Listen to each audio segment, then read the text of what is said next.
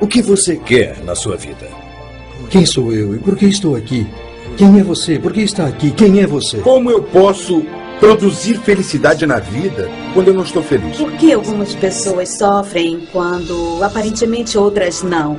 Como recuperar a experiência do amor com o meu parceiro ou com meus colegas de trabalho quando na verdade não é o que eu estou sentindo? Qual é o objetivo disso tudo?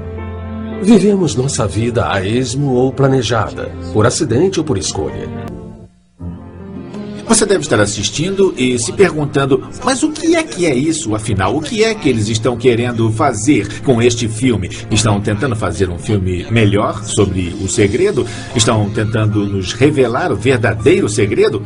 Bom, francamente, não estamos fazendo nada disso. Estamos fazendo um trabalho que fala por si próprio. O que estamos tentando fazer é usar o conhecimento obtido através da experiência e colocá-lo num contexto que permita você alcançar uma verdadeira realização. Estamos criando distintas possibilidades para você, mas elas são bastante específicas. São muito rigorosas e exigem muita disciplina. E para que elas sejam poderosas, elas devem ser assim. Uma das maneiras de começar a jornada é prestando atenção à conversa que você tem com você mesmo e assim observando suas próprias reações e os seus julgamentos automáticos e as crenças despertadas. Enquanto assiste, você está olhando através dos seus filtros, da sua perspectiva de vida. Então, tudo que está ouvindo, tudo que eu digo, tudo que qualquer outro diga, na verdade, é você ouvindo através dos seus filtros. Ou seja, não dá para ouvir de outro jeito, senão do jeito que você acha certo. Como seres humanos, nós queremos estar certos em relação àquilo que acreditamos. Se você pensar bastante, realmente acreditar, você vai conseguir juntar evidências disso. Você só vai perceber aquilo que está buscando. E de todas as coisas que estão acontecendo, você vai... É como um radar. Vamos captar as coisas que comprovam o que nós já filtramos. Se você quiser estar certo sobre o que acha que está certo, é isso que você vai ouvir. Mas se você quiser achar o que há de errado, então vai encontrar tudo que há de errado.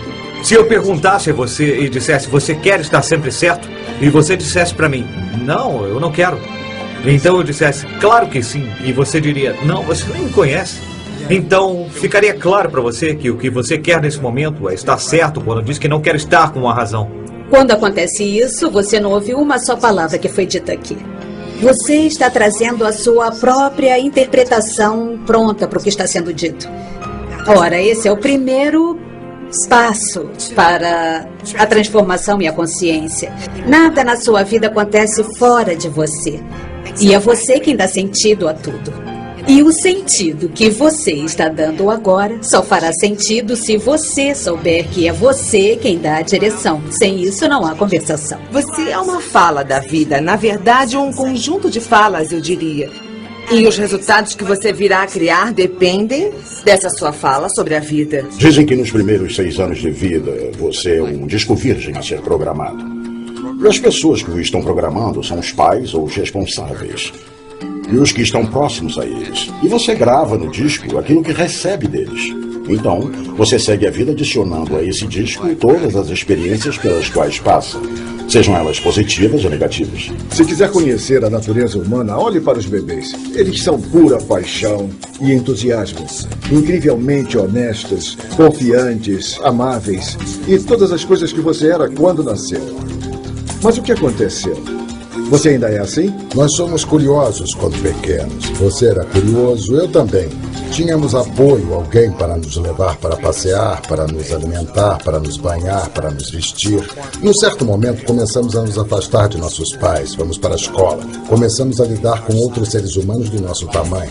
Começamos a competir e nos relacionar com os outros. Se não aprendemos a nos relacionar em casa, vamos ter problemas quando tivermos que lidar com os outros. Quando somos pequenos, somos condicionados condicionados. As coisas acontecem e nós somos condicionados a enxergar a vida através de uma única lente. A vida é isso. A vida tem que ser assim. É como se usássemos óculos com lentes azuis. A realidade passaria a ser essa. É assim que a vida é. Algumas pessoas aprenderam ouvindo os pais dizerem: a vida é dura e você tem que aguentar. Então você pensa, ok, a vida é dura. Agir partindo dessa ideia vai gerar um certo padrão de resultados específicos, diferente de quando aprendemos que a vida é fácil. Você talvez perceba que tem vários padrões na vida. Padrões de trabalho, padrões de dinheiro, padrões de relacionamento e também de saúde. Por exemplo, você trabalha em lugares diferentes, mas o chefe é sempre o mesmo. Eu dizia que tive o mesmo chefe por 10 anos, apesar de ter trabalhado nos 10 trabalhos diferentes. E olha que eu já até trabalhei para uma mulher, porque era a mesma coisa, era eu que criava a mesma pessoa na minha vida. A minha crença na época era de que precisava de alguém para me dizer o que devia fazer, alguém forte e controlador que me dissesse o que fazer. Eu não percebia que tinha criado essa história sobre quem eu era e sobre as pessoas da minha vida. Então ficava recriando a mesma situação sempre. É provável que você queira um aumento. Talvez seja o seu objetivo. Mas acontece que a sua fala é: meu chefe é muito difícil, ele não gosta nem um pouco de mim, eu não fui muito bem há uns 3 meses. Eu sei que às vezes ainda me olha feio, eu tenho medo dele. E pode ser que ele não me dê o aumento. Nós temos essa voz interna. Uma fala interna que não para. E ela é o nosso treinador interno, que nos ajuda a conseguir aquilo que nós queremos. Faça uma reflexão. Bom, em que áreas da minha vida eu tenho padrões? E, em vez de culpar o chefe, ou culpar o relacionamento, ou culpar a dieta, o que é realmente consistente nesses padrões? Nós atraímos para nós aquilo que queremos. É a velha lei da atração. Nós atraímos as pessoas que podem representar aquele modelo que serão como um espelho para qualquer situação na nossa vida. Se você pudesse ter apenas o futuro, você só teria oportunidades. Não há oportunidades no passado. O que ocorre é que o passado penetra no futuro. E aí, quando olha para o futuro, você vê o passado e o futuro misturados. Você olha para trás para ver aonde vai. Então você não tem futuro. Você tem um passado disfarçado com chapéus e roupas novas que você chama de futuro, mas é passado. Não tem importância o que aconteceu no passado. O passado acabou. O passado já era. Você não pode mudar o passado. Não tem como melhorar o passado. Se olhar um pouco mais fundo em sua vida, você verá que o que aconteceu há 5 minutos não tem nada a ver com o que acontece agora. Você vai ver que está fazendo escolhas na sua vida como se o passado não tivesse nada a ver com o presente. Todos nós já passamos pela situação de ir a uma festa de mau humor. Então pensamos, tudo bem, não vou estragar a festa. E é quando fazemos uma escolha diferente.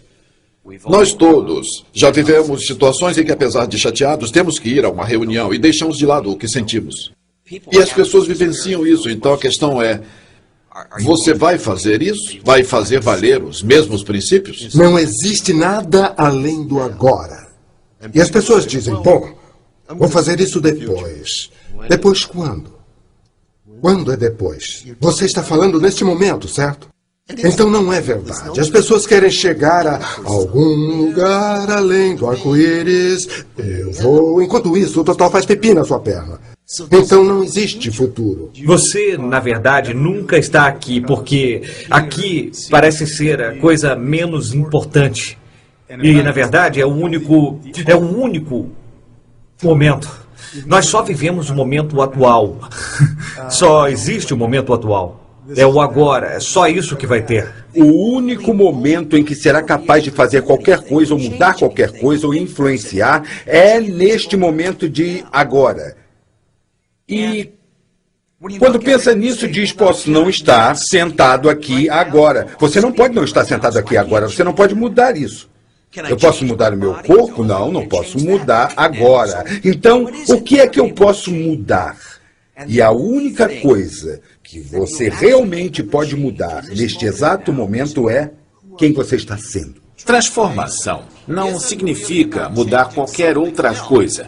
Transformação é, na verdade, mudar a si mesmo. É conseguir se reposicionar na sua perspectiva atual de vida. E fazer isso é transformador. A qualidade de sua vida altera significativamente. A história de Nora. Eu cresci no Brooklyn, Nova York. E eu cresci nos anos 60. E nesse tempo, o local onde eu nasci e cresci tinha muita pobreza, muitos guetos. E a população ali era sobretudo hispânica. Eu sou porto-riquenha, então eu cresci num bairro todo porto-riquenho. E a criminalidade era muito alta. Tinha gangues nas ruas. Então, quando eu tinha uns 5 ou 6 anos, já havia presenciado muitas brigas de gangues e tiroteios. Pessoas morrendo nas ruas por causa de facadas. É muita violência. E eu e minha família vivíamos no que chamávamos de Fredo. Fredo vem a ser o seguro-desemprego, que era muito bom de se ter. E houve várias vezes em que o cheque não chegava, então nós dizíamos o Fredo não chegou, então tínhamos que nos virar para poder sobreviver. E era muito, muito difícil. Eu lembro de estar indo para a escola muitas vezes e ter que passar por cima de usuários de heroína, desmaiados na calçada, muitas vezes com a agulha ainda espetada no braço. Tinha muita prostituição lá no bairro e eram muitas, muitas coisas que hoje eu sei bem que não devem fazer parte da vida de uma criança, mas eram parte da minha vida. E foi uma coisa que eu observei, vivenciei, vivi e vi todos os dias. Era muito doloroso ver muitos homens e mulheres de origem latina, fazendo parte dessa destrutiva e horrível força. Eu me lembro que muitas vezes a minha mãe me disse: Nora, é aqui que você está agora. Mas eu quero que você se lembre que não é aqui que você tem que ficar. Eu me lembro muito especialmente de uma professora que eu tinha e eu estava na 4ª série. E eu me lembro bem dela dizendo que tinha um bilhete no meu livro que dizia: Nora, você é uma grande esperança. E o mundo será diferente porque você faz parte dele. Por favor, prometa isso para mim. E eu sei que isso me provocou um impacto espiritual na 4ª série. Porque alguém podia enxergar alguma coisa que eu não conseguia. E foi aí que eu tomei uma profunda decisão espiritual que mudou absolutamente tudo para mim. O meu futuro não seria igual ao que eu via à minha volta, naquele bairro, naquele ambiente. E eu virei assistente social escolar. E eu trabalhei em escola por muitos anos. Eu acho que uma das razões para eu ter escolhido essa profissão foi ter visto as coisas que eu vi quando eu era criança. Então, eu queria que fosse diferente com as outras crianças. Então, comecei a trabalhar com adolescentes numa escala bem maior, fazendo treinamentos em que crianças e adolescentes vivenciam posições de liderança e então examinam profundamente como estão conduzindo as suas vidas nesse momento. Os seres humanos costumam agir buscando o equilíbrio e nós gostamos de manter as coisas nos lugares, queremos sentir segurança, conforto, etc. E, inevitavelmente, algumas vezes, parte da nossa vida não funciona. Então, começamos a nos questionar e a nos sentir inseguros e confusos. Eu ficava feliz só de receber o meu salário quando eu era jovem. Eu costumava dormir até as 11 da manhã, acordava, ia jogar basquete por 3 ou 4 horas, voltava para casa e cochilava. Tomava uma chuveirada, depois eu ia ao cinema, ficava acordado até as 2 da manhã, vendo televisão, essa rotina de sempre. Levava uma vida folgada. Quando saí da faculdade, eu abri 6 empresas diferentes de imóveis, de construção. Sou acionista de 5 emissoras de TV, produtora de vídeo, distribuidora de filmes e eu estava fazendo o que tinham me ensinado, estava fazendo o que a minha família tinha feito, meu avô, meu pai. Eu fiz muito bem, segundo os padrões esperados, mas segundo o meu padrão, eu era muito infeliz. Eu estava morrendo. O que aconteceu comigo é que eu percebi que alguma coisa dentro de mim começava a crescer, começava a querer existir, a florescer. Intimamente, de alguma forma, eu sabia que eu não era o que eu fazia, sabia que não era aquele que eu aparentava ser. Mas quando eu não era totalmente sincero comigo e perdi o contato comigo mesmo, não me sentia bem com isso, fui me sentindo pior e uma parte de mim percebia isso. Um sentimento de que está faltando alguma coisa, de que há algo de errado com você, com sua família, com seu emprego, algo errado até na condição humana, de certo modo. Acho que a maioria de nós, quando se aquieta de verdade e observa, percebe e sente essas coisas e diz, está faltando alguma coisa. O que é essa coisa que está faltando? Se estamos falando de uma coisa que é importante, estamos falando isso de propósito, porque é muito mais do que uma boa ideia. Não é uma coisa que você queira ver acontecer, tem que haver uma força.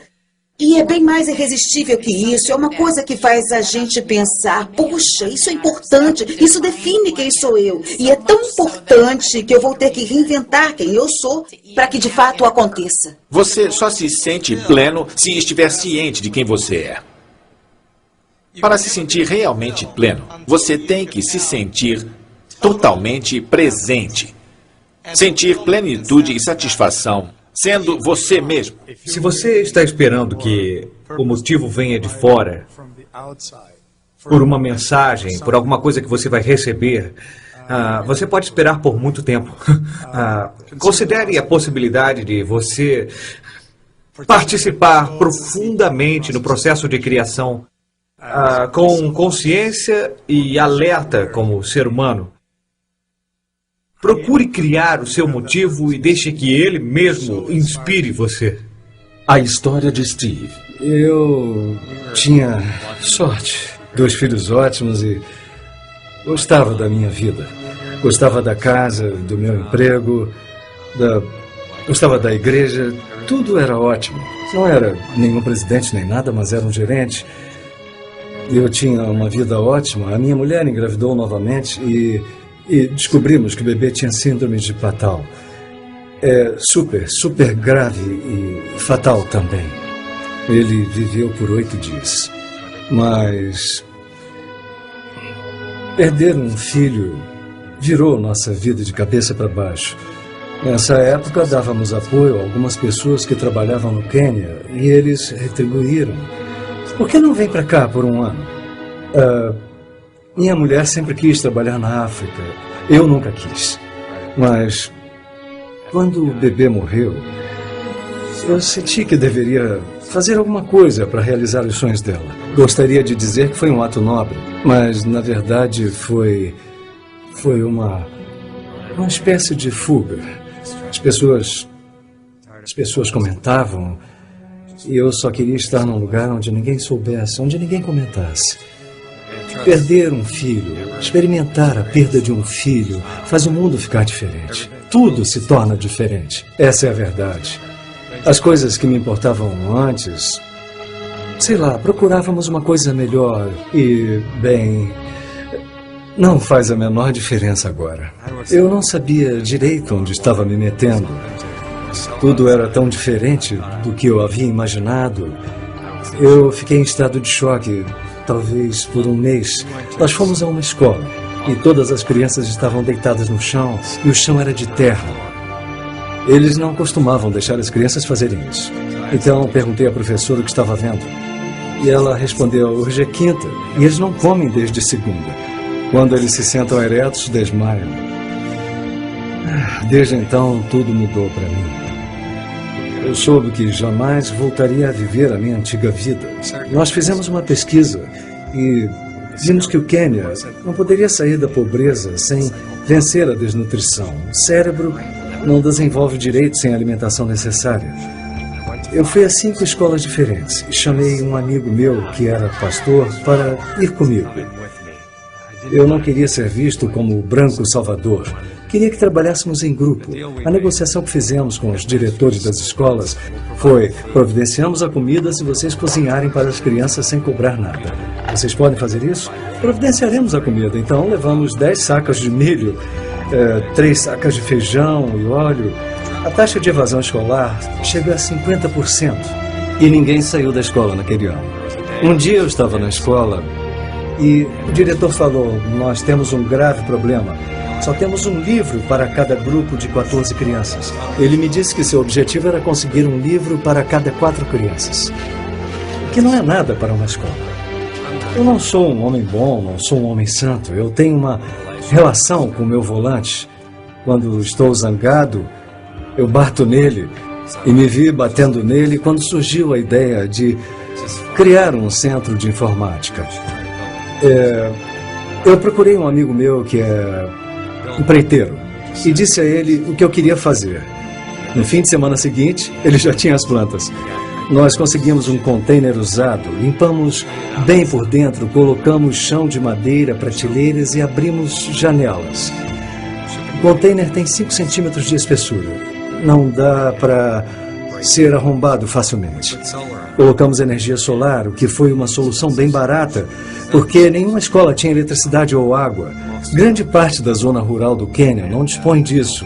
E eu nunca vou me esquecer de uma criança que me disse: quando você chegou, disseram que era para fazer um centro de informática, mas eu não acreditei. Então eu o levei até o centro.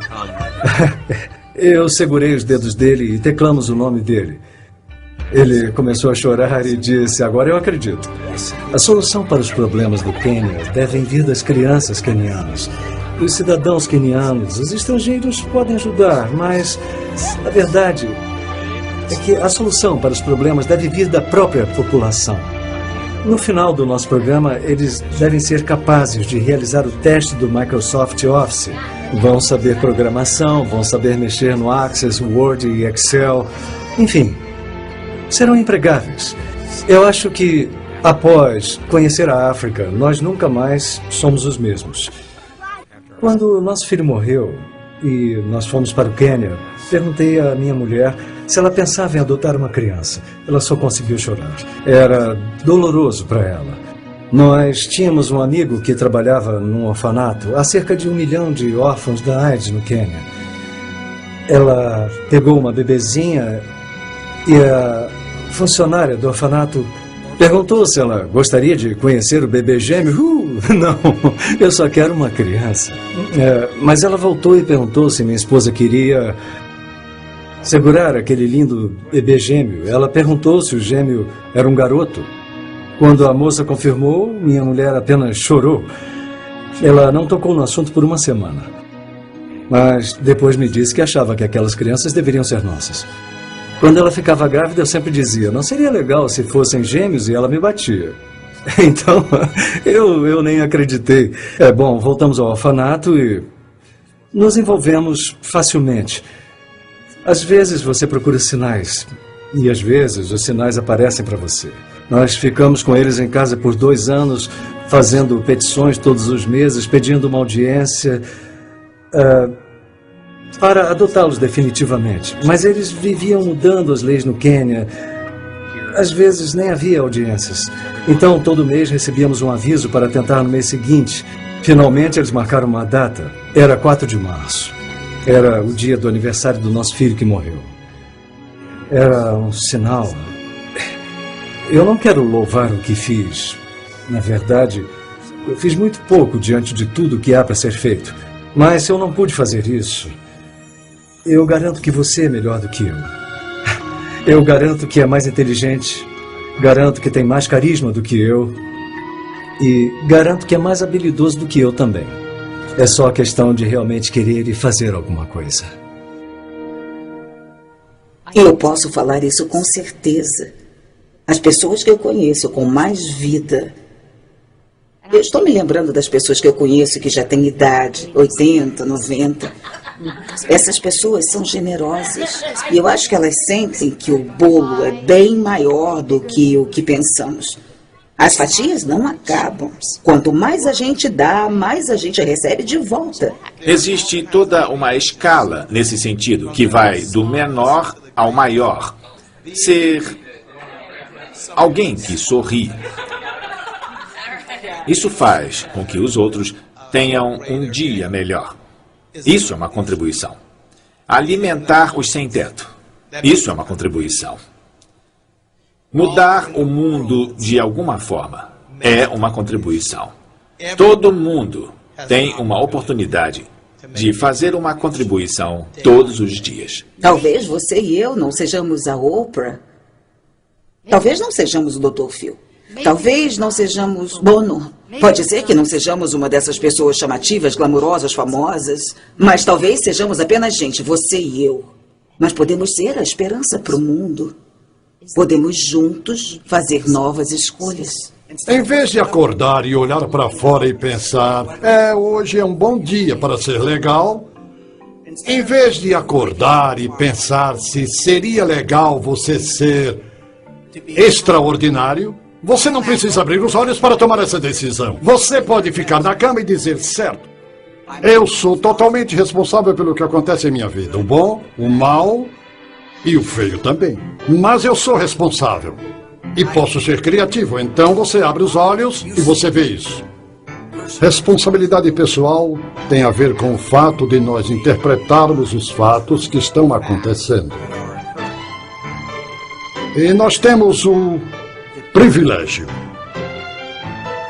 de sermos pessoalmente responsáveis pelos fatos, de tal forma que eles vêm de dentro de nós, em vez de serem impostos a nós pelas circunstâncias.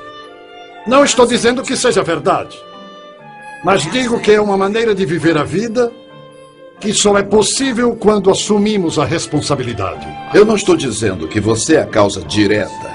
No sentido da responsabilidade, eu estou falando sobre jogar o jogo da vida como se você estivesse criando ele.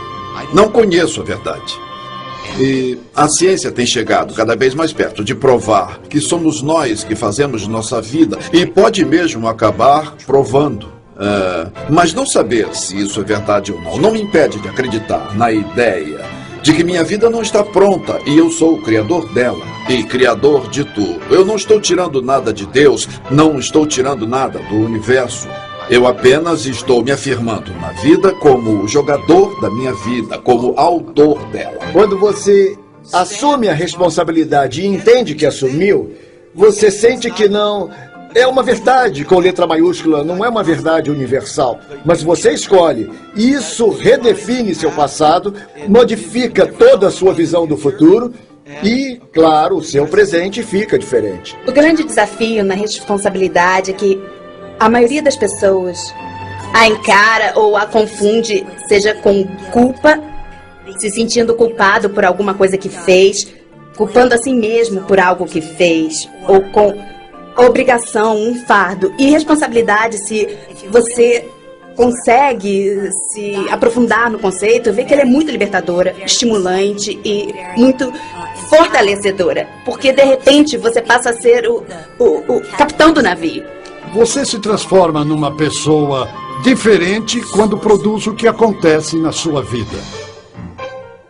Quando você fica numa posição passiva, em que você não pode interferir nas condições que cercam sua vida, você é um coitado, um infeliz, um problema, um estorvo. Quando você é a origem, é você quem comanda, é você quem controla, você é o chefe. Você é o patrão da sua vida. E é fácil ser o responsável pessoal quando as coisas andam do seu jeito. Eu criei isso. Eu comprei essas ações na hora certa. E me sinto feliz comigo mesmo. Epa, eu acho que comprei essas ações na hora errada. E elas caíram. É um pouco mais difícil de se responsabilizar. Mas o jogo é o mesmo. Você tem que assumir o bom e o ruim. Não existe meio termo. Não pode ser responsável pelo que funciona e ter outra pessoa responsável pelo que não funciona. Você é 100% responsável. 100%. Transformação. A palavra transformacional pode parecer um pouco misteriosa. Que tal trabalho de mudança de perspectiva? Bom, se todo mundo simplesmente mudasse de perspectiva e entendesse que não precisa ser do jeito que é, pode ser o Nirvana. Porque decidimos. Transformação não significa necessariamente uma mudança em alguma coisa que você possa ver. O meu corpo não muda, continuo tendo as mesmas emoções, eu posso até manter os mesmos pensamentos, mas para mim transformação é um tipo de conscientização de que eu sou parte de tudo e não que eu estou separado e isolado. A transformação ocorre no momento que você percebe que é o autor. Não digo que ser autor é ser responsável ou culpado. Não há culpa no modelo transformacional. O que há é aceitação, amor e também uma compaixão pela condição humana. A compreensão de que, ao jogar o jogo, vamos chamar isso de jogo, ao jogar o jogo da vida há algumas leis. E entender essas leis é o que faz você ser livre. Até onde sei, não dá para sair vivo deste jogo. Se você puder, me inclui nessa, mas vamos supor que não seja possível sair vivo deste jogo. Então, qual é a alternativa? No meu ponto de vista, é mudar de tem alguma coisa errada para tudo está perfeito desse jeito. Mas isso exige uma mudança de pensamento, uma mudança nas minhas crenças. É um modo de interpretar a mim mesmo, o mundo, o meu humor, o sentimento que tenho de uma maneira diferente da que costumo fazer. Uma outra maneira de definir transformação é eu tenho minhas crenças ou elas me têm, eu tenho minhas emoções ou elas me têm. Muitos de vocês tomam decisões e pensam que estão fazendo uma escolha, mas na verdade são suas emoções, são suas reações e as escolhas não são suas. Fomos levados a acreditar que somos nossas circunstâncias e condições. E a jornada da alma humana está percebendo que não é nada disso. Então, qualquer sofrimento, como depressão, não poder pagar as contas, tudo isso, na verdade, revelam a sua consciência para você. Elas revelam aquilo com que você se identifica. Então, o processo, a primeira parte do processo é se conscientizar. Se conscientizar que você não é isso. Mas você é a pessoa que está dizendo que você é isso. Olha, para mim, sinceramente, existe alguma coisa na vida que busca, que quer acontecer e está sempre buscando acontecer através de nós. Eu acho que trata-se de se abrir para essa chance, para esse impulso da vida, sentir profundamente o que está tentando acontecer e então poder alinhar nossa visão, nossa estratégia, nossas ações e objetivos com o que quer que aconteça na sua vida. Essa experiência é quase como observar a natureza. Quando eu era pequena, eu adorava as lagartas, ver a metamorfose delas. Para mim, é uma metáfora da transformação da sua vida em minha vida. Porque se a gente pensar lá dentro daquela lagartinha, dentro de cada uma, existe uma borboleta. Mas será que a lagartinha sabe? Não sei. Eu acredito que ela não saiba disso. Mas como eu vou ter certeza? O que eu sei é que com o tempo necessário, talvez ela sinta a necessidade de se retirar da sua condição de lagarta e adentrar num estágio em que ela vai começar a tecer o seu casulo. E naquele casulo, uma coisa poderosa vai acontecer. A história de Tony. Eu cresci no Oregon. Meus pais se divorciaram quando eu era muito pequeno. Eu estava com 4 anos e minha mãe se casou e se divorciou 5 vezes e muita coisa aconteceu enquanto eu crescia.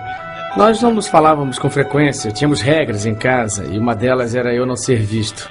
Eu não podia ficar em casa quando eles estivessem lá. Havia muito estresse na casa e, de forma alguma, eu era perfeito. Eu sei que eu aprontava às vezes, mas o ambiente em casa não era dos melhores. E eu sabia desde pequeno que ela não me queria.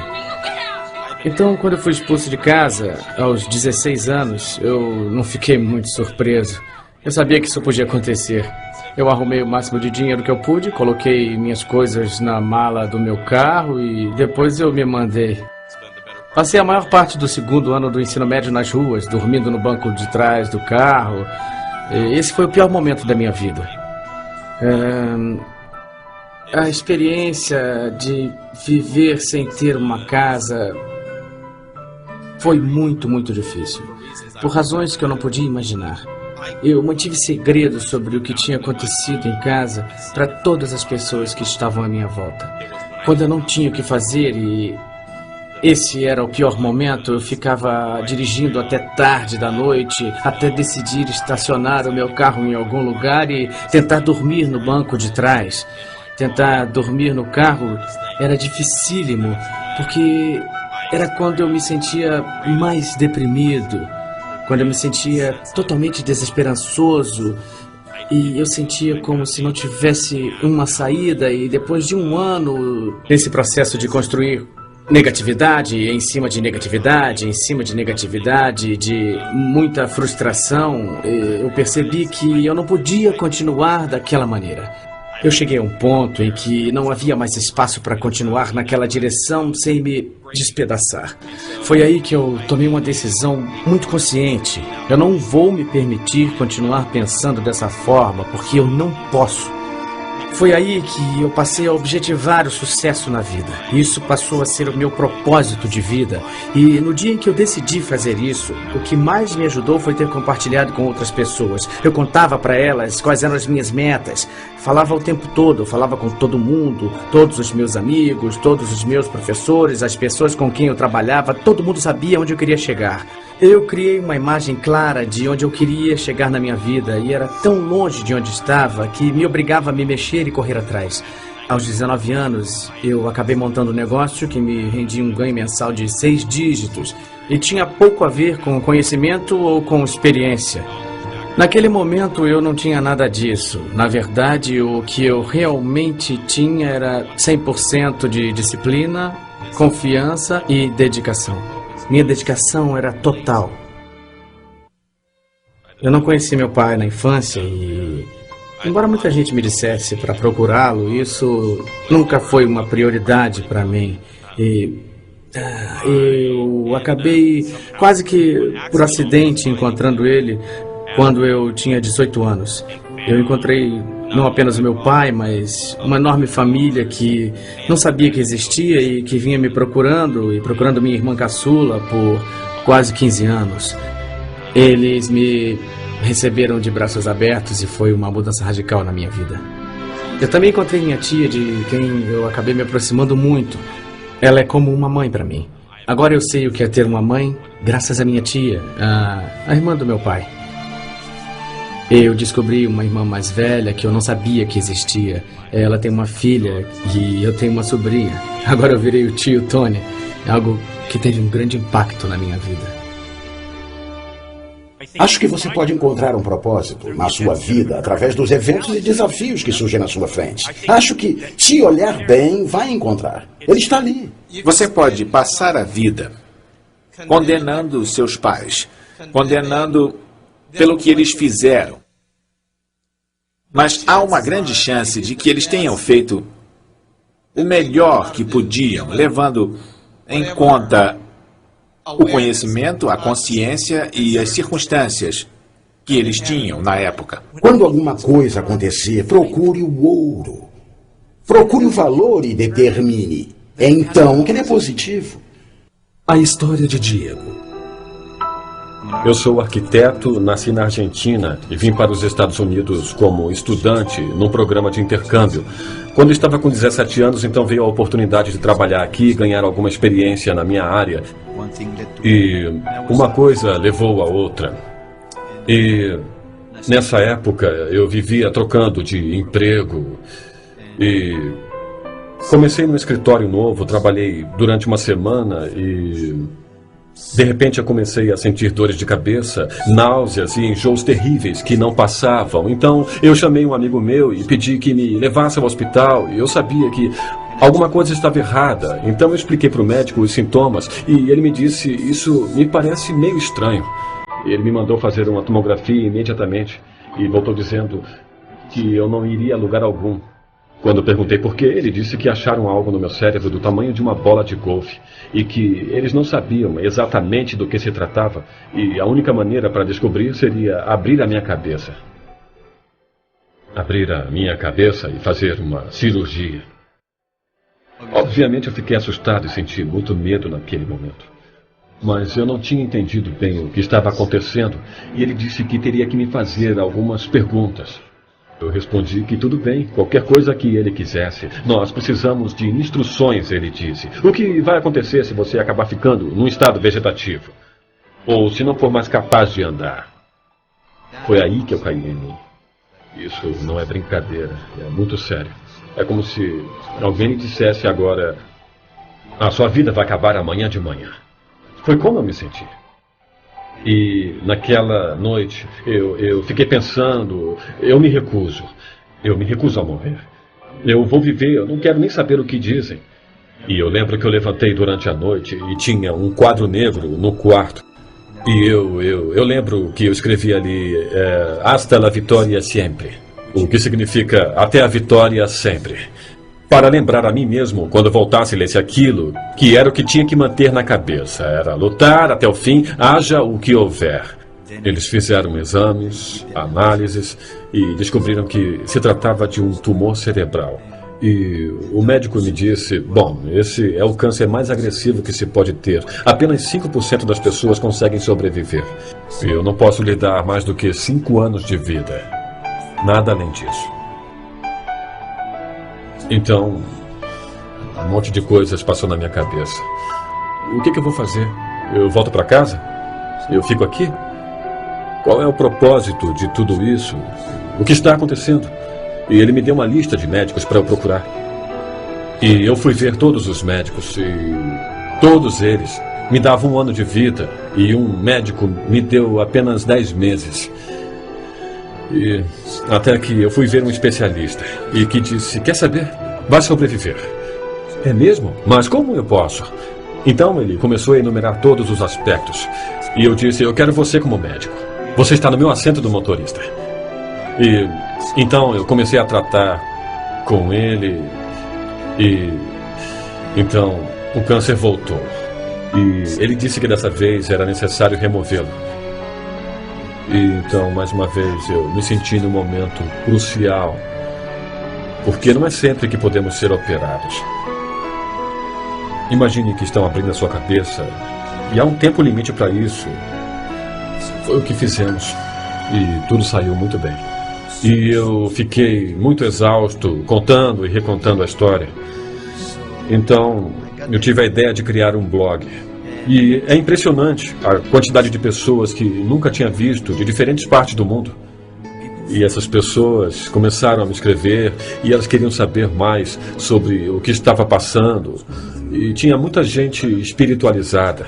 E também tinha coisas do tipo: eu pedi umas freiras no Chile que rezassem por você. E eu não sei quem na Venezuela está fazendo não sei o que para você. E eu acho que o meu nome está até no local sagrado lá em Israel. E todas essas pessoas realmente se importam. E isso também me levou a desenvolver a amizade com as pessoas que me ajudaram espiritualmente. E tudo sem qualquer interesse. Eles me ajudaram a aprender como curar a mim mesmo. Como meditar. Também aprendi que há uma maneira de ajudar outras pessoas visualizando-as mentalmente. E vendo elas com saúde. Bom, eu não sei se todas essas coisas funcionam ou não funcionam, mas funcionaram muito bem comigo. É um sentimento de nós todos estarmos conectados de alguma maneira. Quando o médico lhe diz que você tem uma doença grave ou uma doença terminal, acredito que você tem escolhas. E as escolhas são: você pode ser a vítima e permitir que a doença vença você, ou você pode agir assumindo a responsabilidade e decidir viver. Os médicos têm um lugar certo neste mundo, não há dúvida sobre isso, mas querem saber: a ciência não tem como competir com a natureza. Tá bom, a gente vai ao médico e diz: pode consertar isso e depois me devolver? Estamos acostumados a nos desligar da responsabilidade de saber o que é a saúde realmente. Mas vocês podem acreditar neste magnífico corpo, nos milagres que ele faz a cada minuto, nos pensamentos que você tem, nas coisas que bebe, nas coisas que come e compartilha, e sempre retorna para o princípio. São incríveis os verdadeiros milagres que este corpo realiza a cada minuto. Eu estava num caminho sem volta para um infarto do coração. Eu estava insatisfeito com a vida e finalmente meu corpo teve um colapso. Foi uma coisa bastante assustadora, sabe? Perdi meu emprego e depois disso eu passei mais ou menos um ano naquele ritmo bem lento de recuperação. Comecei a me alimentar direito, a me exercitar regularmente, a ter relações mais diretas e profundas com as pessoas. E minha vida começou a melhorar, mas o que realmente me ajudou a recuperar a saúde foi me conscientizar e acreditar que eu iria ser saudável. Não acreditei nem por um minuto que iria ficar doente pelo resto da minha vida. Olhando para trás, eu vejo que muitas pessoas ficam fatigadas e nunca se recuperam. Acho que é bem comum se render, porque alguém que está sofrendo assim fica preso ao próprio corpo. Cai em depressão, não consegue funcionar direito e acaba preso a uma espiral de pensamentos negativos. Eu sei que você pode ter ouvido essa ideia de que você cria tudo o que acontece em sua vida. No meu ponto de vista, é levar a ideia longe demais. Eu acho que aí existe um risco concreto de que esse tipo de coisa careça de compreensão, principalmente se é algo que acontece inconscientemente na sua vida. Se estiver vivendo uma situação de doença, eu não sugiro que jogue fora seus remédios e não sugiro que jogue fora todas as outras ferramentas que tem à sua disposição. Porque talvez seja possível que você não tenha atingido o grau de controle para curar a si mesmo por conta própria. Se eu assumir a responsabilidade agora, não no passado, será que todos os meus atos e pensamentos terão um impacto real na minha doença? Ou seja, qual o significado da doença na minha vida? Isso pode ser realmente valioso, porque assim você pode ver se seus pensamentos e experiências realmente contribuem para a sua doença. E também pode mudar seu pensamento e seu comportamento a fim de viver mais saudavelmente. Isso é bastante válido. Mas não se você estiver achando que você é o culpado e que ficou doente por causa dos seus erros. A história de Roger. Dizem que se você quiser ficar louco, pense em si mesmo o tempo todo. E era o que eu fazia. Podemos falar de mim? E depois de falar de mim, vamos falar um pouquinho mais de mim? Essa era a minha vida. E eu pensava que os outros estavam interessados.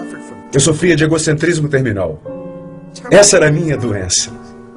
Eu ficava pensando numa maneira de me conectar a vocês, fazer parte e ser interessante.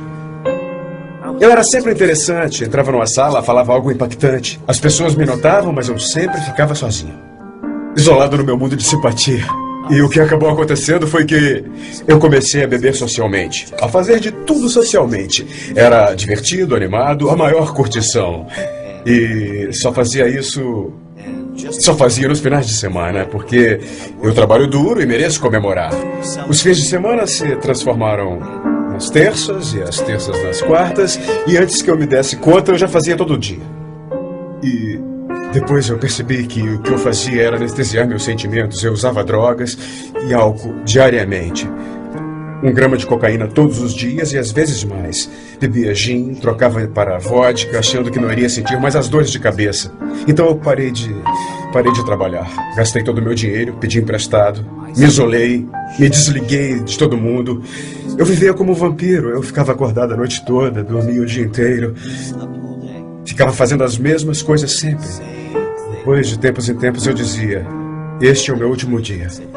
Amanhã eu vou voltar à ação, voltar à realidade e levar a minha vida adiante. E aí no dia seguinte, eu me via repetindo o mesmo comportamento e fazendo exatamente a mesmíssima coisa. Como eu não conseguia enxergar o meu comportamento, basicamente o que eu estava dizendo para mim mesmo era: dane-se. Dane-se. Eu não estou nem aí, eu não sou mais responsável. E então continuava fazendo as mesmas coisas. Eu não posso dizer quando ou como, porque não era eu. Mas um dia eu percebi meu comportamento. Antes eu não conseguia percebê-lo. Descobrimos que com qualquer tipo de vício, seja álcool, drogas, distúrbios alimentares ou sexuais, jogatina, que o comportamento, os vícios, o que você faz com as substâncias é apenas o sintoma. Porque o verdadeiro problema está encoberto. É o que chamamos de pensamento destrutivo. Pensamento destrutivo. Meu pensamento confuso. Minhas crenças. Tudo em mim. A voz na minha cabeça mentia para mim o dia todo e eu acreditava nessas mentiras. Na verdade, eu tinha medo. Medo de ser, medo de sentir. Medo de estar na vida. Medo de tomar uma atitude. Medo de ser autêntico, de ser verdadeiro com os outros. Eu tinha medo de dizer que eu tinha medo. Eu acabei parando numa prisão interna chamada desespero. Desesperança. Desmoralização incompreensível. Se é assim que eu vou viver o resto da minha vida, então eu desisto. E com isso eu fui ao fundo do poço. Houve apenas uma pausa. Um pequeno pensamento escapou desse ciclo e eu disse para mim: isso não está funcionando. Pode ter um outro jeito. E o resultado desse trabalho é que eu me tornei um ser humano entre outros seres humanos. E eu descobri que a maneira de conseguir amigos, de estar conectado com as outras pessoas, é estar interessado. Então eu comecei a fazer perguntas sobre os outros. E o que eu descobri foi a paz, liberdade e, o mais importante ainda, atitude. E o que eu descobri não tem nada a ver com mudança de pensamento, mas sim com atitude. E as ações mudaram o meu pensamento. Ações direcionadas. Essa é a chave. É isso que eu ensino. Ações direcionadas. Somos todos viciados. Não há ninguém que não seja. E a questão é até que ponto você é viciado. Há os vícios físicos, o álcool, as drogas e esse tipo de coisa. Há o vício em sexo, em prazer. Você sabe, todo esse tipo de vício em jogo, em riscos e nesse tipo de emoção, nessas coisas todas. Mas todos nós somos viciados em ser vítimas. Se você, por acaso, usa drogas, ou então você fuma, ou então está envolvido em algum comportamento ruim, destrutivo, há sempre um impulso mais profundo de tentar se conectar. Eu chamo isso de modo tóxico de entrar em contato com um momento breve de você... Eu posso lhe dizer isto. Você não vai conseguir mudar nada fora de você até que mude o que está dentro de você. E isso eu posso garantir. Você pode querer ter apenas pensamentos felizes. Mas enquanto não limpar o seu ser, até aprender a se amar, e você consegue isso pedindo desculpas às pessoas para quem deve pedir desculpas, mesmo achando que não precisa, enquanto não limpar isso tudo, nada será diferente do lado de fora para você. Você tem que ser diferente para conseguir isso. Tudo começa por você. Uma das coisas que precisa acontecer é que, quando você vê uma maneira de ser que não funciona, precisa abrir mão dela logo. É como... Eu gosto de comparar com uma casa. Digamos que quer construir uma nova casa, mas comprou um lote onde já tem uma casa velha construída. Primeiro de tudo, você vai ter que se livrar da casa velha para conseguir espaço para construir a nova. É a mesma coisa na nossa vida. Passamos a vida toda nos preenchendo com maneiras de ser que funcionam ou não. Agora estamos falando das coisas que não funcionam. É delas que você precisa se livrar para criar um espaço onde poderá gerar uma nova maneira de ser. Existe um velho ditado que diz que se você pegar pérolas maravilhosas e jogar na latrina, elas não poderão sair de lá senão com sujeira. Então, se você pega uma nova possibilidade e coloca na sua velha maneira de pensar, não tem como querer que ela saia diferente. É mais ou menos como rearrumar as espreguiçadeiras do convés do Titanic. Pode até ficar lindo, mas mesmo assim o Titanic vai afundar. É como a água correndo num riacho. Se não houver obstruções, ela passa livremente e com força. Mas se houver obstruções no caminho, então isso vai exigir mais tempo, mais desvios, talvez inúmeros desvios, entrando em afluentes e se dispersando. Acho que foi interessante ver lá dentro das pessoas que sofrem de dependência um grande anseio de ser muito mais. de contribuir de uma maneira bonita, mas elas ainda não encontraram um mecanismo, não encontraram um veículo e, infelizmente, elas percebem que não têm nenhum apoio. A história de Maria. Eu sou natural do Brasil. Eu nasci numa fazenda e vivi na fazenda até uns 9 anos de idade. E foi quando a minha família se mudou para a cidade. Então eu venho de uma família, eu diria, não muito rica. Nós éramos bem pobres naquela época. Quando eu vim para os Estados Unidos, eu vim com a intenção de aprender inglês, porque apesar de eu trabalhar para uma companhia internacional, eu não falava inglês. Nos primeiros anos foi difícil conseguir o trabalho, porque o meu inglês era só o básico mesmo.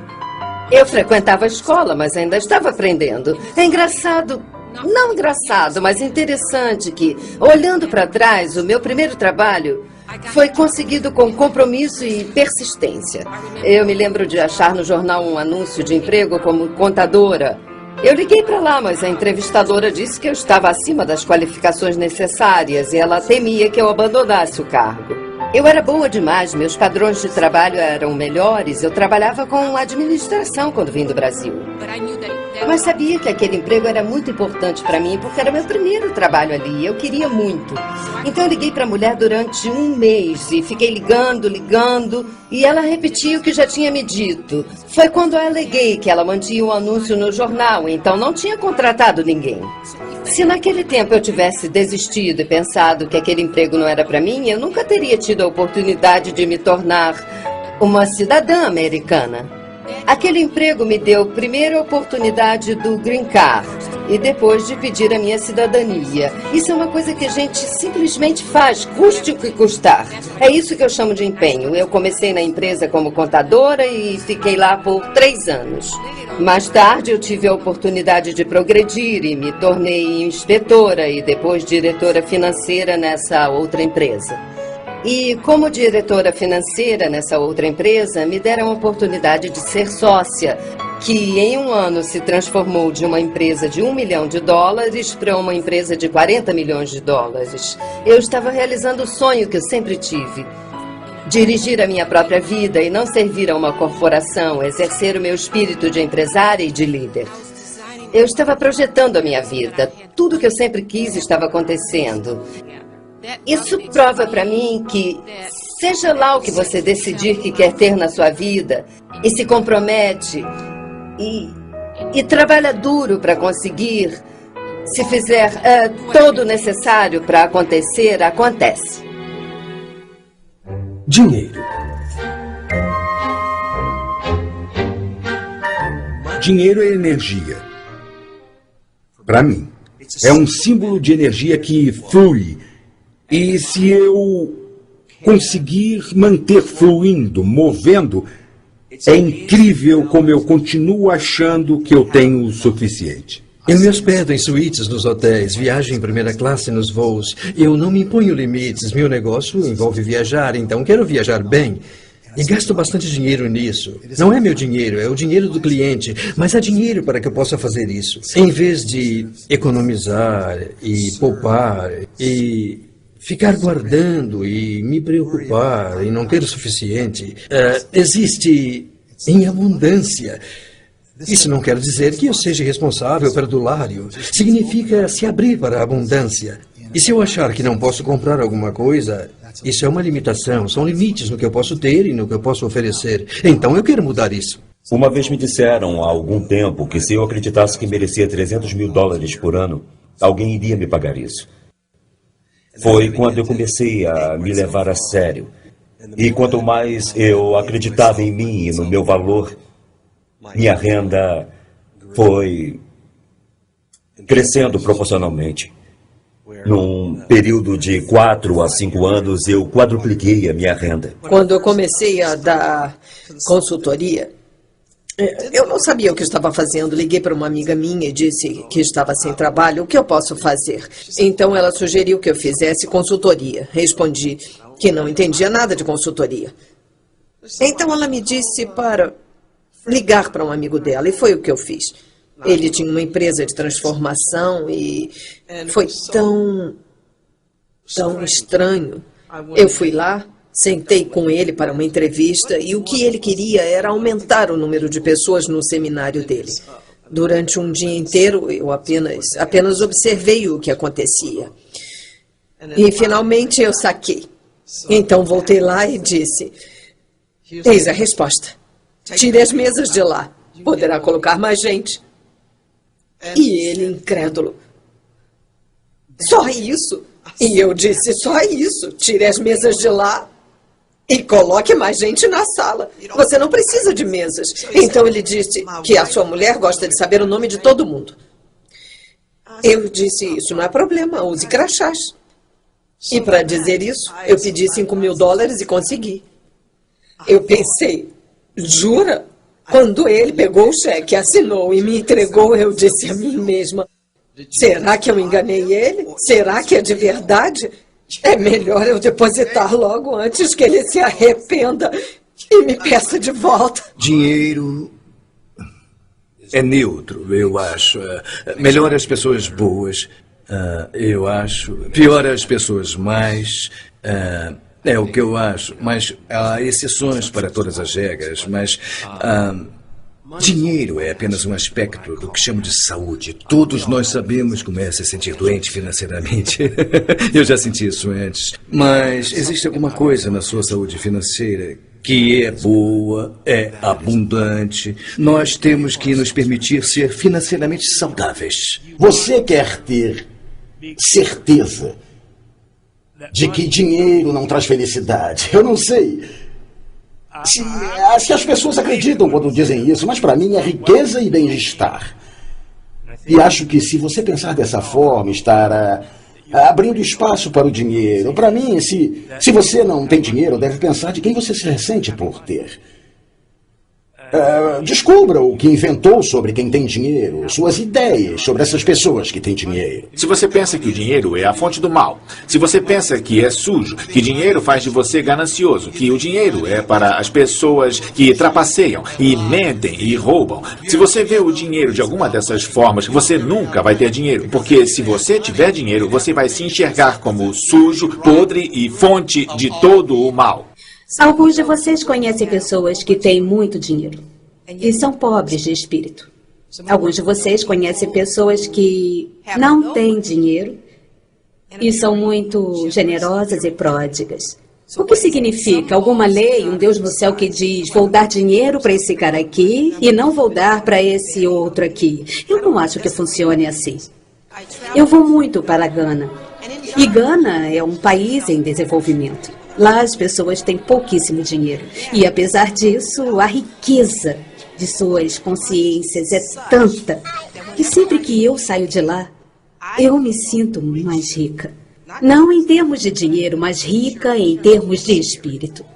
Rica por estar num grupo de pessoas que não se definem apenas pelo que têm ou apenas pelo que fazem. A definição que dão a si mesmos vem de como se relacionam com a vida, do relacionamento entre si, como seres inteiros, perfeitos e seres completos. Parte da prática do dinheiro vem da prática da apreciação. Se você aprecia o que tem, vai conseguir mais disso.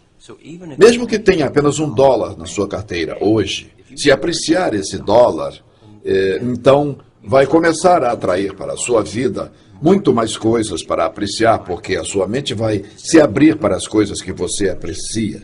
Em vez de olhar para o dólar e dizer: eu só tenho $1, o que eu vou fazer com $1? $1 não é nada, não vai pagar as minhas férias. Se você pensa em ter dinheiro só para si, provavelmente não vai conseguir muito.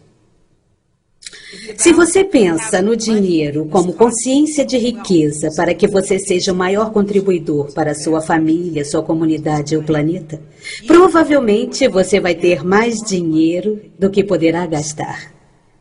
Ou poderá doar. Você deve ser rico, ter dinheiro. Você não pode ajudar quando é pobre. Você se sente bem por ter dado $2 para um sem-teto, mas isso é nada. Construa um abrigo para os sem-teto. Fique rico, construa um abrigo para eles. A história de Matt Morris. A Success University é a empresa online mais popular na indústria de desenvolvimento pessoal. A gente ouve de 60 a 70 oradores, treinadores, autores, algumas das pessoas mais famosas do mundo. A gente pega o conteúdo e transmite para os alunos em uns 175 países. Quando eu estava crescendo, fui exposto a uma variedade enorme de coisas, mas nunca tive contato com a indústria de desenvolvimento pessoal. Nunca fui exposto a riqueza ou coisas desse tipo quando era pequeno. Meus pais se divorciaram quando eu tinha 4 anos. Meu pai acabou na prisão porque era alcoólatra, sempre se drogava e acabou cometendo suicídio quando eu era garoto. Eu tinha 13 anos de idade. E muito drama, dependíamos de tickets para poder comer, esse tipo de coisa. Eu sentia a minha vida vazia, não tinha alcançado ainda meus objetivos e nem estava perto disso. Aí, numa noite, uma coisa interessante aconteceu. Eu dei de cara com uma fita cassete que alguém havia me dado há alguns anos. E nessa fita contava a história de um homem que passou de uma renda mediana para uma renda pessoal de mais de $1 milhão por ano. E aí ele atribuía o seu sucesso à sua total imersão nessa indústria de desenvolvimento pessoal. Então eu tomei isso como uma dica para mim. Eu disse, se alguém pode fazer isso, eu também posso. A partir de então eu passei a procurar por todos os livros e fitas como aquela. E eu comecei a entender o caminho para o sucesso. E literalmente reinventei minha vida. Aos 21 anos eu tinha uma dívida de $30 mil. Eu estava quebrado, estava sem casa.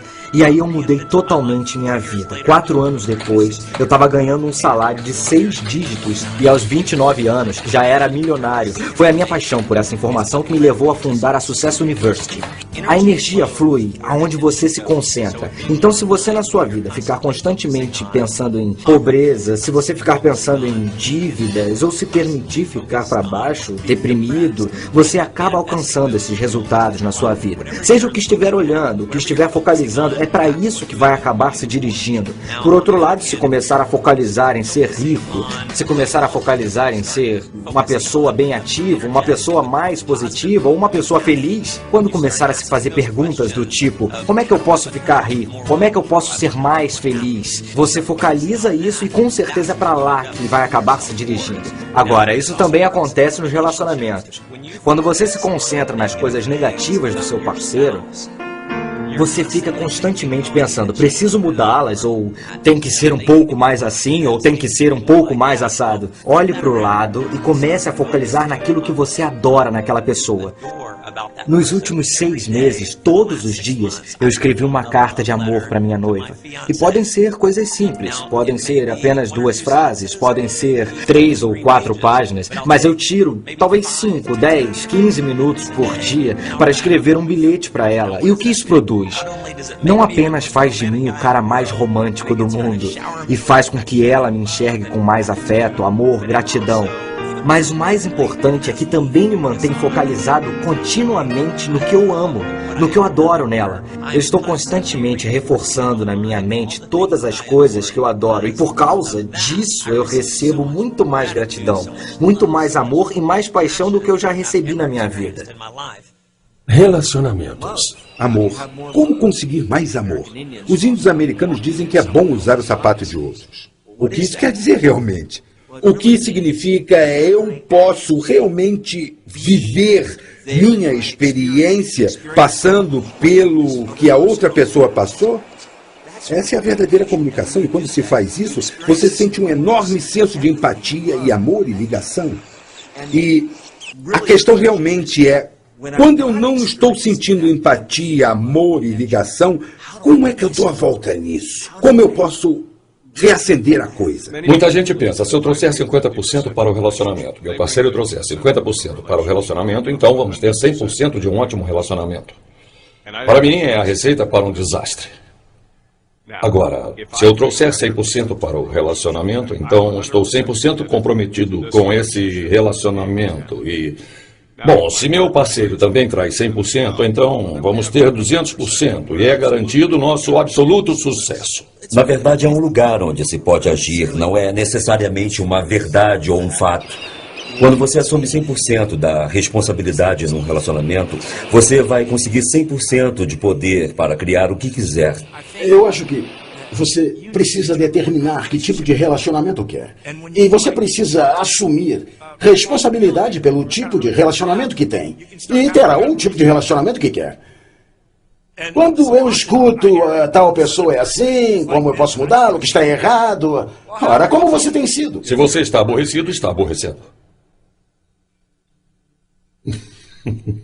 É simples assim. Se está entediado com seu relacionamento, então levante-se e faça algo diferente. Acredito que esteja num relacionamento porque você o diz. E você deseja pagar o preço ou assumir as ações necessárias para criar o que quer no relacionamento. Num certo nível, escolhemos se queremos estar num relacionamento. Quando a gente se entrega a um relacionamento, se pergunta coisas que apontam para outras coisas radicalmente diferentes, coisas tipo, como posso contribuir para que ambos sejamos pessoas melhores e tenhamos experiências mais ricas na vida? Indiferente do quanto isso seja difícil e das bobagens que a gente possa fazer, porque todos fazemos bobagens, eu vou me manter firme, não importa como. Num relacionamento, as duas pessoas desejam união e liberdade. Frequentemente acontece de nos sentirmos unidos, mas depois oprimidos. Muito sufocados, nos afastamos para ter mais liberdade, aí nos sentimos desconectados, então voltamos e aí vem juntos, separados no relacionamento. É preciso esforço para manter um relacionamento. É preciso bem menos esforço para se desligar. Bom, existe muito mais alegria quando se está junto do que quando se está desligado. É a velha história. Preço, recompensa. E digo que o preço para o desligamento é muito, mas muito pesado. E a recompensa por estar ligado é valorosa demais para desperdiçar. Eu prefiro a palavra dança para expressar o relacionamento. A cada dia uma dança diferente. Por que não? Nós, como seres humanos, não somos os mesmos no dia a dia. A pessoa que você é hoje não é a mesma da semana passada, é? São coisas que você aprende. Novas conscientizações, novos arrais. E a pessoa que, enfim, o seu parceiro também não vai ser o mesmo. Então você precisa aprender a dançar juntos. Bom, em certo momento eu posso decidir, isso não é o que eu quero. Mas não baseado em como a outra pessoa tem sido comigo, mas sim nas minhas escolhas. Negócios. Aplicar distinções transformacionais no mundo dos negócios é realmente uma questão de recorrer à cultura. Negócios geralmente querem diferentes resultados. Alguns até querem mudar suas atitudes, mas muito raramente eles tentam escapar de seu contexto ou até mudam a sua cultura. Algumas práticas nos negócios funcionam e há outras que simplesmente não funcionam. Ora, se consegue distinguir entre o funcional e o não funcional, você mantém o não funcional buscando um resultado que não está à disposição. Minha carreira tem sido causar reviravoltas em grandes multinacionais, porque elas não funcionam direito. E isso é porque as pessoas e os diferentes departamentos estão indo em diferentes direções. Não é o caso de dizer que não estão trabalhando duro, porque estão fazendo isso. Mas, infelizmente, existe um ambiente de culpa, desconfiança e acusações, porque as pessoas não sabem para onde estão indo. Eu me lembro quando a Wells Fargo se fundiu com o First Interstate Bank. 1.600 gerentes não se conheciam mesmo após 1 ano e meio de fusão. E eles se enviavam memorandos dizendo, cooperem, colaborem. Claro que todos que recebiam o memorando diziam, isso é uma boa ideia, mas nunca aconteceu. Comunicação, comunicação, comunicação. É a principal coisa numa organização, mas raramente acontece. E devo dizer que, infelizmente, graças à internet, muitos diretores têm me dito que a comunicação dentro de uma organização está diminuindo e está se transformando num grande problema. As pessoas enviam e-mails para pessoas sentadas ao lado delas. A força mais poderosa que pode haver numa organização é a sintonia. Pessoas fazendo coisas diferentes, mas tendo o mesmo propósito, o mesmo objetivo. Não estamos falando de liderança através de ditadura. Estamos falando de se aproximar das pessoas, entender aonde elas querem chegar em suas vidas e fazer com que elas percebam a visão e, às vezes, até sejam coautoras dessa visão. E, a partir desse momento, não interessando a causa, nem interessando o propósito ou o negócio, estamos todos alinhados e juntos nessa visão. Eles sentiram, eu senti, nós sentimos de fato. Nós criamos juntos essa visão e essa autoria. E isso vai fazer valer os altos e os baixos de criar um negócio de sucesso.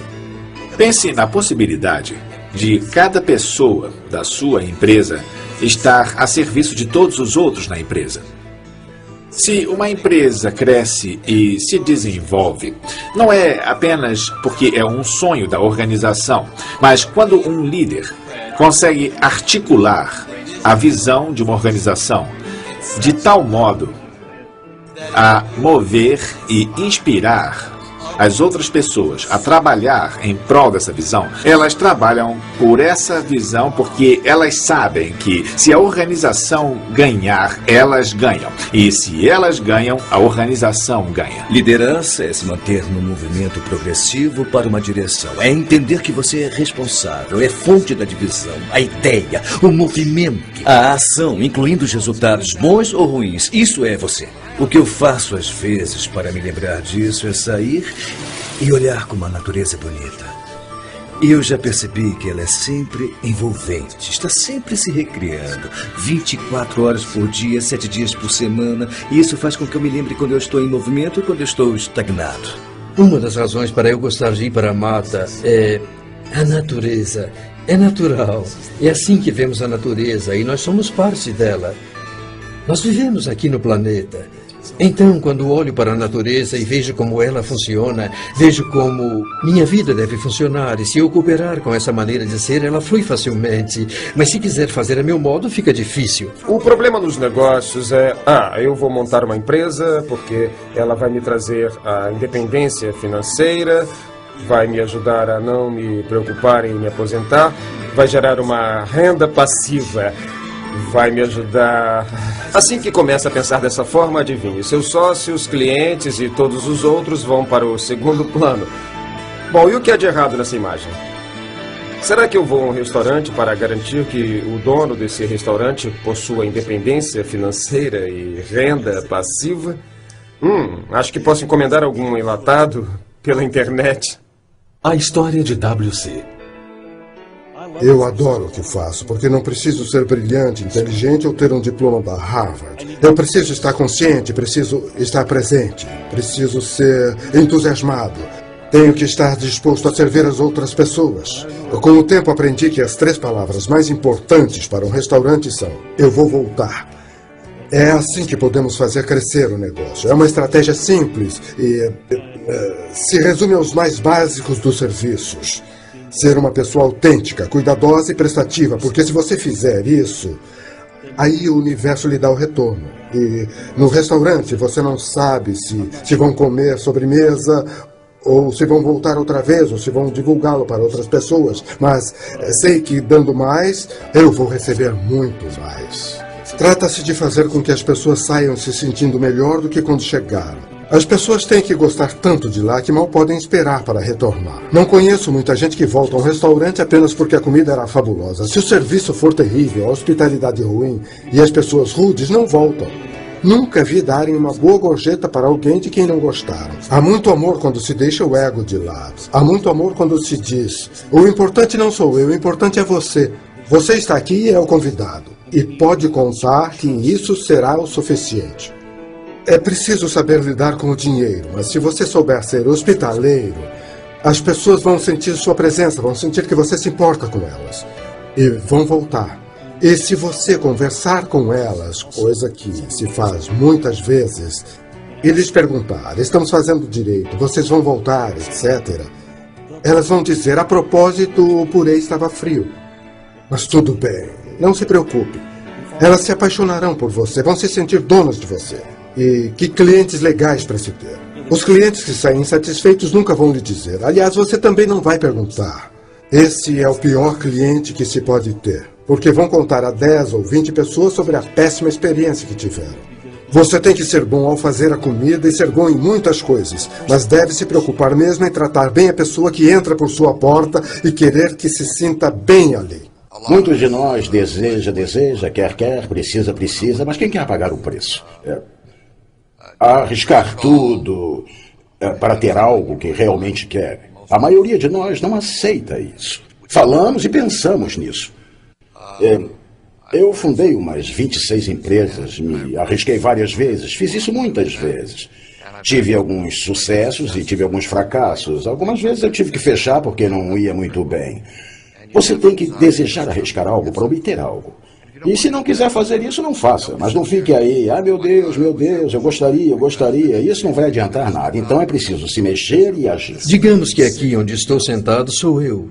E digamos que há um círculo em volta de mim, de um certo diâmetro, digamos, de 2 metros por aí, desta largura.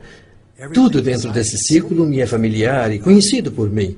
E é onde eu moro, as coisas que me apresentaram, as que me ensinaram, o que eu acredito e incorporei. Fora desse círculo é desconhecido para mim, é estranho. Então, se eu quiser aprender, se quiser crescer, se quiser ter algo a mais, ter mais dinheiro, melhor relacionamento, boas férias, casa maior, mais paz, amor, o que for, eu acho que preciso ir até lá, onde eu ainda não estive. Qualquer coisa que você queira fazer requer prática. Eu toco violão e quando comecei, eu não conseguia tocar muito bem. Ainda assim, eu era um violonista, tinha um violão, apenas não tocava muito bem.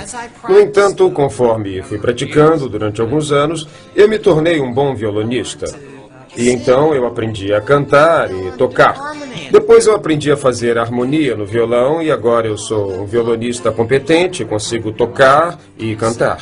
Eu acho que muitas pessoas podem ter uma visão, mas elas não querem pagar o preço e não olham antes de começar a ter a intenção. E é aí que sabotam a si mesmas. Então, você está disposto a pagar o preço? Se não quiser pagar o preço, abandone a sua visão. É isso que eu ensino a todas as pessoas. Abandone sua visão se não quiser pagar o preço. Ache uma visão pela qual queira pagar o preço. Não é para abandonar todas as visões, mas assim não vai acontecer. A história de Andy. Em 1988, meu saldo foi negativo. Eu estava sem trabalho, sem renda e 9 anos depois eu estou morando na praia. Vivendo a vida que sonhei. Eu não fiz faculdade, eu só estava disposto a trabalhar duro. Eu cresci num bairro pobre. Eu apenas saí para o mundo e trabalhei. E dei duro. Ora, eu não sou mais inteligente que ninguém. E certamente nunca tive uma varinha de condão. Eu só tive coragem. Eu tive paixão e intenção. Então fui para o mundo. E trabalhei todos os dias, sem parar, até obter os resultados, que consistiam com minha declaração. Bom, fiz isso algumas vezes na minha vida. E todas as vezes que o fiz, tive sucesso em alcançar o que me propus a fazer. Não sem desafios, não sem fracassos no caminho, não sem tropeções. Mas eu estava determinado. Se você realmente quiser uma coisa, faça o que for necessário para que aconteça. Esteja disposto a passar por apertos ao longo do caminho. Eu paro e sonho com outras maneiras de fazer dinheiro. Eu vou à luta e às vezes até consigo. Agora, todo mundo vence? Não. Eu conheci pessoas que tinham, digamos assim, trabalhos sem futuro e aí as circunstâncias os forçaram a sair dali e quando eram forçadas a sair, elas saíam e acabavam criando algo muito, muito melhor do que o que tinham antes. Mas uma força as empurrou.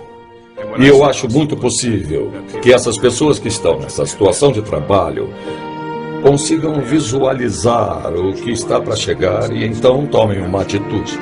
O maior obstáculo que eu vejo ou ouço falar são pessoas que não querem correr o risco.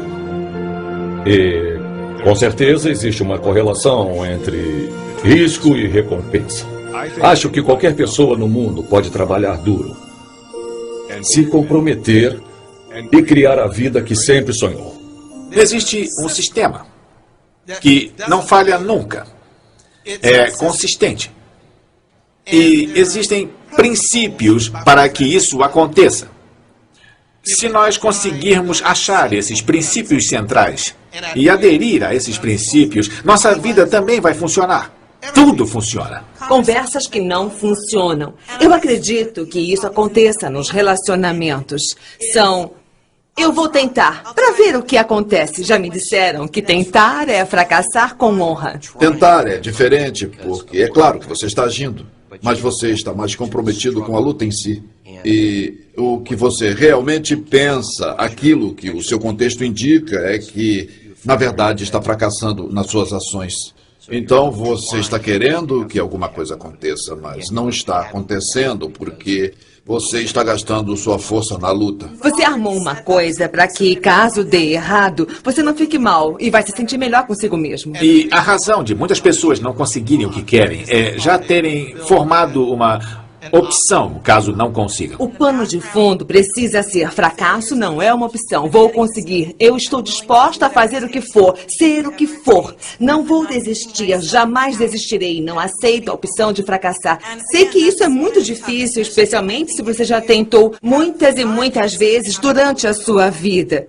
Algumas pessoas ficam presas em: como vou me comprometer com isso se não sei como resolver? Ou se tem evidências de que não vou conseguir nunca. É fácil dizer: quero mais é que tudo se dane, ou ser superficial, ou sugerir algum exercíciozinho frívolo. Qualquer coisa, sei lá. Mas você pode se deparar com alguma coisa que derrube sua experiência. Por exemplo, digamos que a sua experiência seja conseguir gasolina para o seu carro.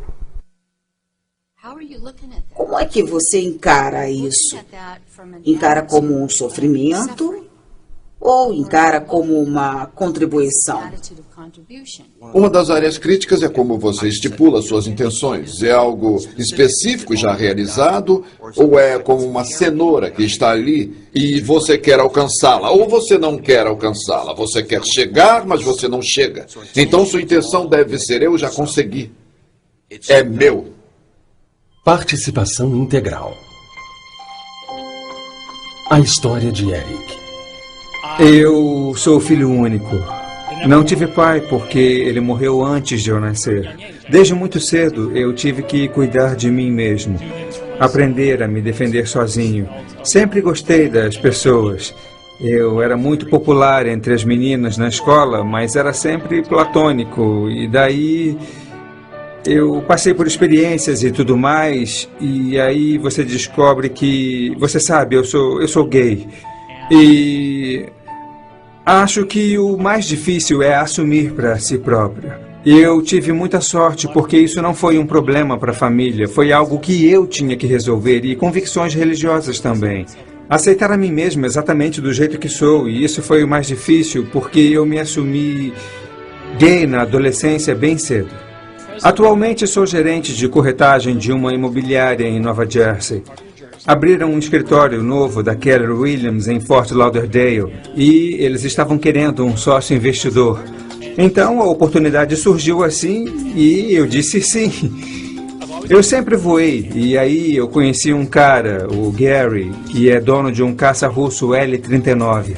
Acho que ele o importou e ele mesmo cuidou da aviônica. Há uns 2 anos, perto do 4 de julho, eu pilotei e foi como eu comemorei o feriado. Foi muito legal. Fiz todas as acrobacias, subidas, voltas invertidas, giros, enfim, fiz todas as manobras. É a maior adrenalina, pura tensão, é como o paraquedismo. Também provoca uma emoção extrema, é excitação, eu me sinto poderoso. Porque se eu fiz isso, eu posso fazer qualquer coisa. Quando eu era mais novo, eu tinha muitos brinquedos. Quando amadureci, eu passei a valorizar as experiências e o tempo que eu passo com as pessoas, porque as coisas não duram. Elas dão um prazer momentâneo, mas desaparecem.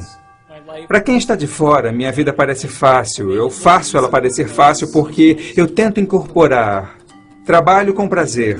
Eu nunca deixei de agradecer pelas coisas e as pessoas que tenho em minha vida. Trata-se de trabalhar junto, formar um time, uma rede e Garantir que aconteça. Participar, se movimentar. Participação integral. É a última parte do relacionamento. Participação integral. O que significa? Significa que quando você sai da cama de manhã, já está na ativa. E quando vai para a cama à noite, está exausto. Por quê? Porque você joga com tudo.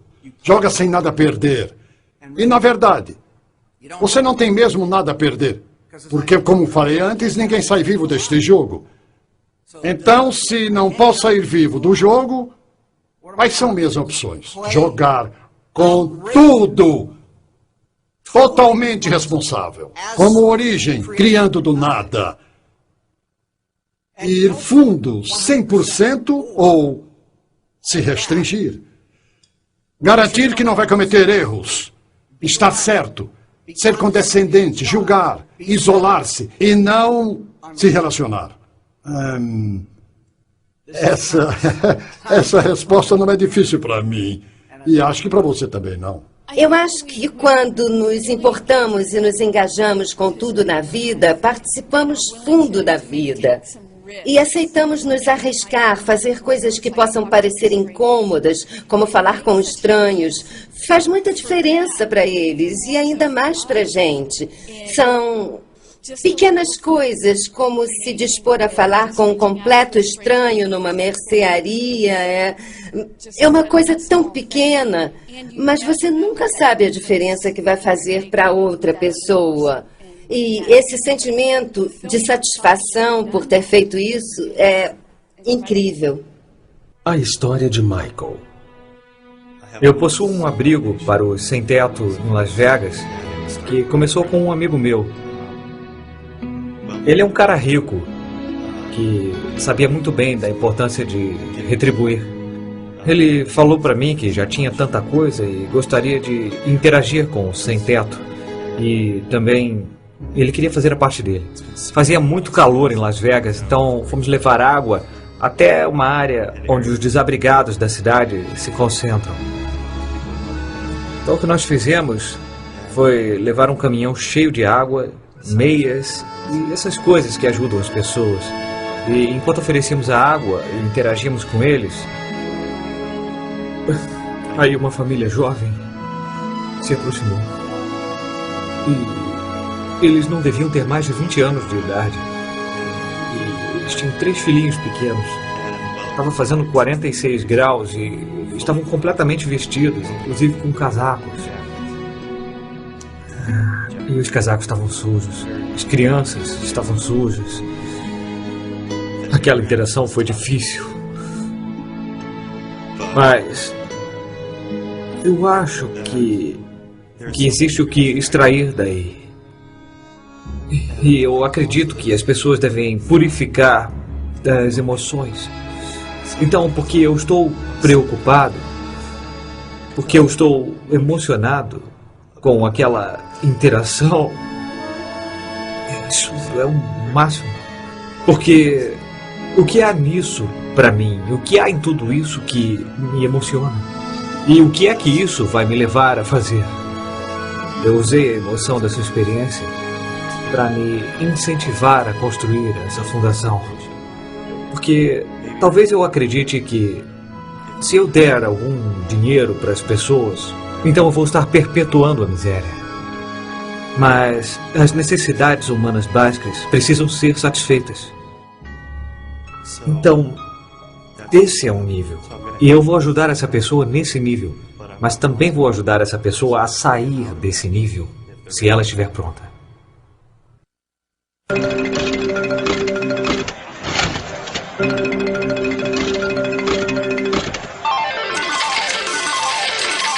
As pessoas perguntam sobre o poder do pensamento positivo. Esse poder é válido desde que você tenha uma intenção.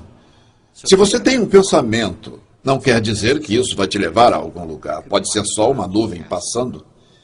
Mas se você puser uma intenção, se dirigir a esse pensamento, é aí que começa a ativação. E quando age sobre esse pensamento, é quando você o ativa. Ficar aí sentado pensando numa conta de banco, quando você não tem um trabalho que renda o suficiente para que você Pague suas contas, provavelmente não vai gerar abundância financeira. Alguns dizem que basta focalizar em algo e uma mágica acontece.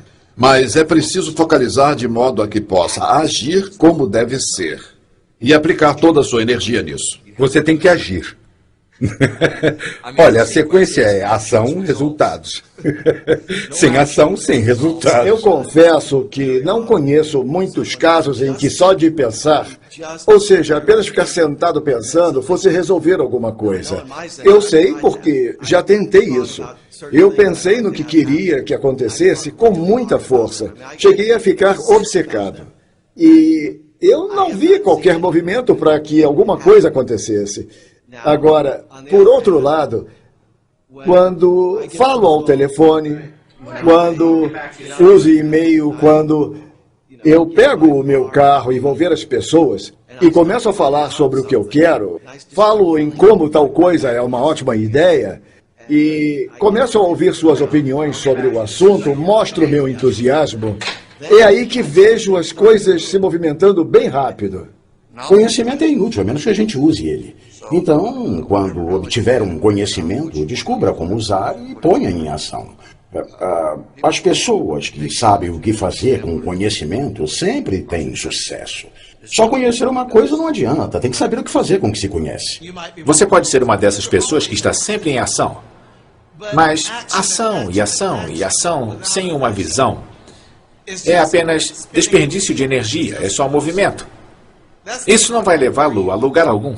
Mas quando você tem uma visão e tem uma linha de ação, suas chances de obter sucesso são maiores do que de não obter. As coisas acontecem por causa das relações, porque chegamos a acordos sobre elas. E algumas pessoas são craques em fazer isso naturalmente. Algumas têm que se esforçar, a maioria tem que se esforçar. Assim que você entende como funciona, você deve jogar conforme as regras. Então você precisa praticar, até que seja como respirar para você. Aí não pratica mais. É como andar de bicicleta. Se você sabe andar de bicicleta, vai levar um tempo até conseguir a distinção chamada equilíbrio. Mas assim que o atingir, está feito. Pode ficar sem pedalar por 10 anos, mas se eu lhe der uma bicicleta, você vai andar nela. Talvez precise treinar até ficar bom mesmo, mas você já tem a distinção. Quando eu pratico alguma coisa, tanto que até faça parte de mim, faça parte do meu corpo, seja parte de quem eu sou, eu posso relaxar. Aí estou livre para criar. Algumas práticas que recomendamos: manter um diário, meditar, fazer exercícios físicos, ser capaz de ler, de estudar, ficar quieto. Porque quando ficamos quietos e recolhidos, nos tornamos capazes de ouvir coisas que estão muito além do bate-papo. Você precisa ler os livros, ver os filmes certos, juntar-se às pessoas certas, assistir a outros seminários, precisa aprender meditação, talvez até encontrar um mentor.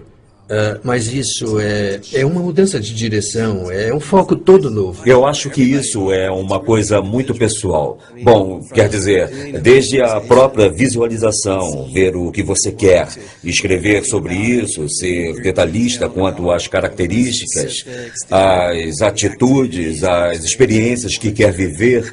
Algo como cortar figuras e criar um mapa ou um quadro daquilo que você quer.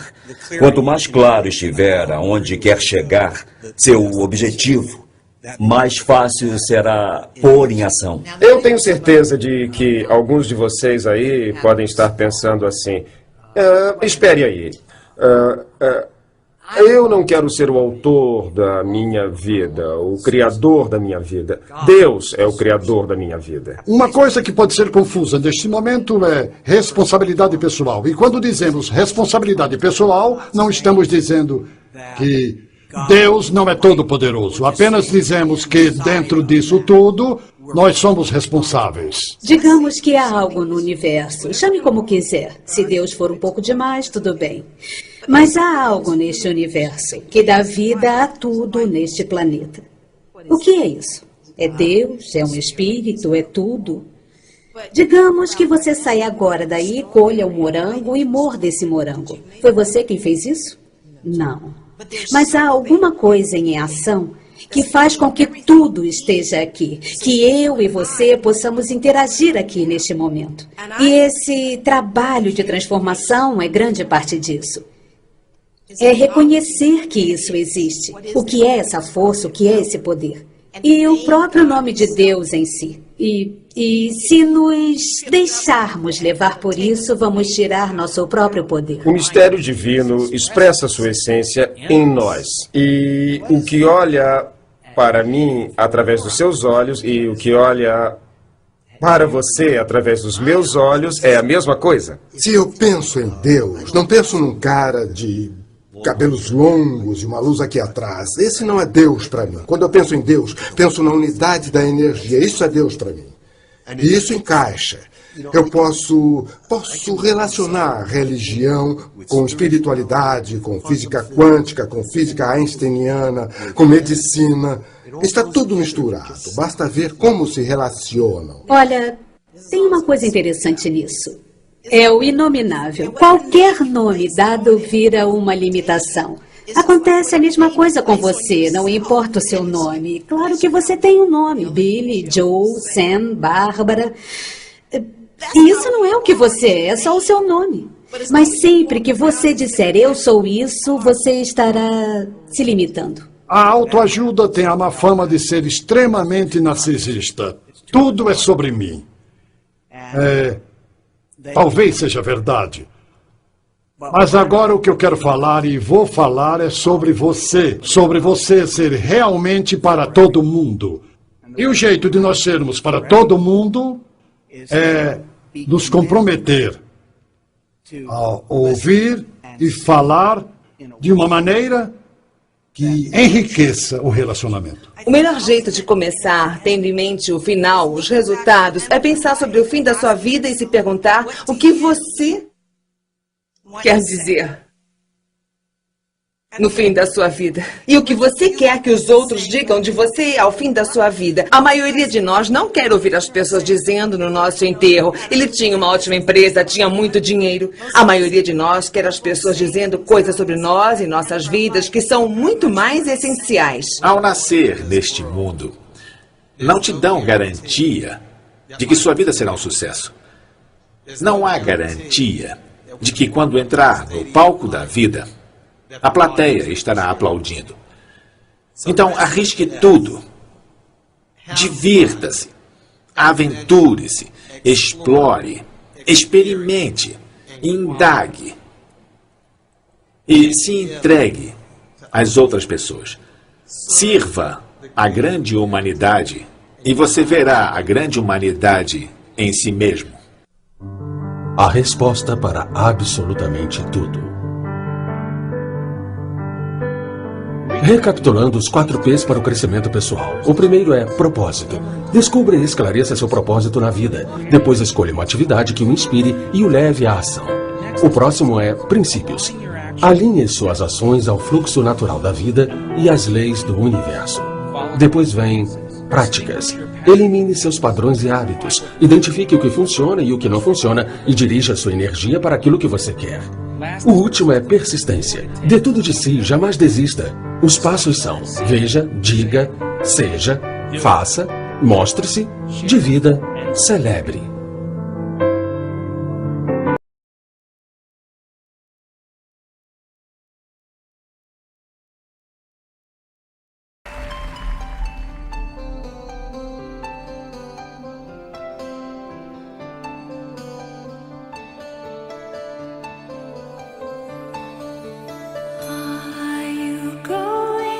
Sky